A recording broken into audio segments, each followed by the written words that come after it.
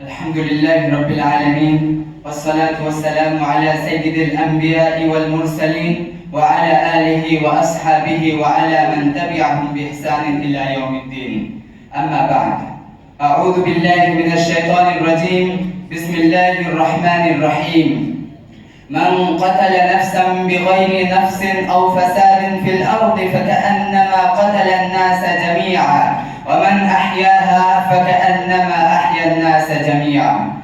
Respectable Chief Guest, Honorable President of Convention, affectionate teachers, and all my dear listeners, Assalamu alaikum wa rahmatullahi wa barakatuh.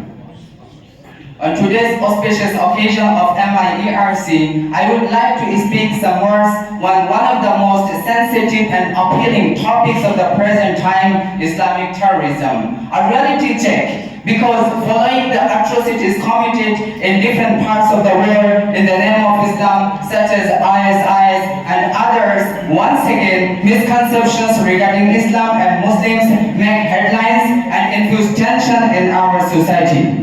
Today, though the people of the world have access to unprecedented amounts of information at the fingertips, but myth, misinformation, false accusation, intentionally or unintentionally, still surround Islam and Muslims. In today's speech, we will examine one of the most common myths that today cause misunderstanding and intolerance. Dear audience, the first common myth is that Islam encourages terrorism. In fact, in the second decade of the 21st century, this is probably the biggest myth about Islam. In a time when it seems that the whole world has gone mad with the killing of innocent lives, it must be reiterated that the religion of Islam sets out very specific rules for war and places great value on the sanctity of life.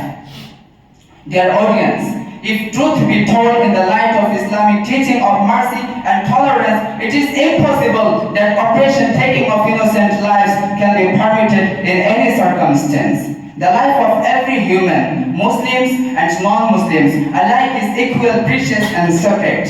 The value of human being is beautifully captured in the verses of the glorious Quran. At one place, Almighty Allah subhanahu wa ta'ala says, that is Surah Al-Ma'idah, chapter number 5, verse number 32. أعوذ بالله من الشيطان الرجيم. بسم الله الرحمن الرحيم. من قتل نفسا بغير نفس أو فساد في الأرض فكأنما قتل الناس جميعا ومن أحياها فكأنما أحيا الناس جميعا. If anyone killed a person not in relation of murder or to spread disorder in the earth, it would be as if he killed all mankind. And if anyone saved a life, it would be as if he saved the life of all mankind, all humanity. Dear audience, in fact, the glorious Quran repeatedly urges forgiveness, restraints, and warns not to transgress وَلَا تَعُودُوا or become to oppression فَلَا تَظْلِمُوا. For instance, in the glorious Quran, that is Surah Al-Nisa, chapter number 4, verse number 35, Surah Al-Ma'idah, chapter number 5, verse number 32, Surah Al-Nahl, chapter number 16, verse number 125 to 128, Surah Fussilat, chapter number 41, verse number 34 and 35, Surah Shura, chapter number 42, verse number 40 to 43. This all subject matter is mentioned repeatedly again and again. Dear audience, dear intellectual, what is terrorism? What is? According to the sociologists and experts on terrorism, the word terrorist and terrorism were first coined during the French Revolution. The keyword was first used in 1795 in the context of the reign of terror initiated by the revolutionary government in France. The systematic use of the word terror as a state policy was first recorded in England in 1798. Thus, terrorism as an idea has no origin in Islam. It is a political virus created by the political players. It thrives where there is a greed of power, injustice, or intolerance.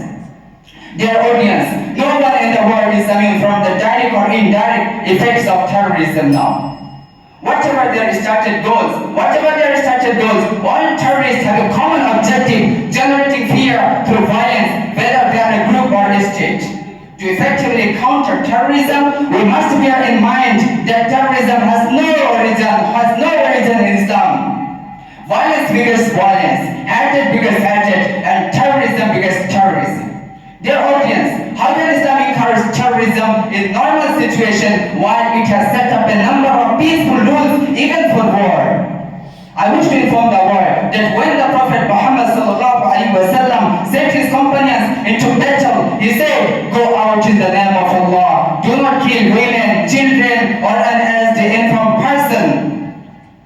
Abu Dawud, in one another hadith, our Prophet Muhammad also mentioned, "Do not kill the monks in the monasteries, or do not kill the people who are sitting in the places of worship." Musnad Ahmad. Their audience, these rules were further emphasized by the first caliph of Islamic Empire, Hazrat Abu Bakr radiallahu ta'ala anhu. He said, "Do not kill women, children, or an aged infirm person. Do not cut down fruit-bearing trees. Do not destroy an inhabited place. Do not slaughter sheep or camels except for food. Do not burn beasts. Do not scatter them.